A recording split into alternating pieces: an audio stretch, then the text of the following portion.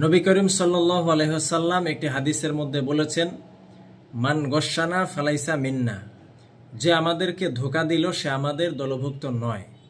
এই হাদিস থেকে যে বিষয়টা আমরা বুঝতে পারি, যারা মানুষকে ধোঁকা দেয়, প্রতারণা করে, এ সকল ব্যক্তিরা নবীজির দলভুক্ত নয়। আর যে নবীজির দলভুক্ত নয়, হাসরের মাঠে আল্লাহর দরবারে সে কতটুকু সফল হবে, সে কিভাবে নাজাত পাবে, একটি বড় প্রশ্ন থেকে যায়। এবং এই হাদিসের মাধ্যমে কিন্তু বিষয়টা প্রতীয়মান হয় যে রসুলের দলভুক্তই নয়, সে কিভাবে জান্নাতে যাবে, অত্যন্ত শঙ্কার বিষয়। আমরা যদি আমাদের দেশে, বিশেষ করে বাংলাদেশে যদি আমরা একটু লক্ষ্য করি, দেখি যে চিকিৎসা খাত, স্বাস্থ্য খাত, এরপরে হচ্ছে ব্যবসায়, শিক্ষা খাত সহ যত ধরনের সেক্টর আছে, গণমাধ্যম সহ ইত্যাদি বিষয়গুলোতে কিন্তু মানুষকে চরম লেভেলের ধোঁকা দেয়া হচ্ছে, মানুষের সাথে প্রতারণা করা হচ্ছে, মিথ্যাকে সত্য, সত্যকে মিথ্যা, ওজনে কম দেয়া, ন্যায় বিচারের ক্ষেত্রে মানুষের সাথে ধোঁকাবাজি করা হচ্ছে।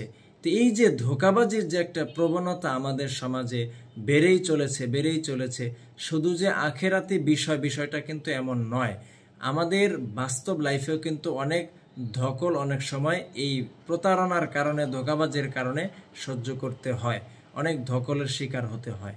তো এই সকল ধোঁকাবাজ যারা আছেন তাদের ব্যাপারে নবীজির দ্ব্যর্থহীন ঘোষণা। নবীজি বলেছেন যে এরা কখনোই আমাদের দলভুক্ত নয়।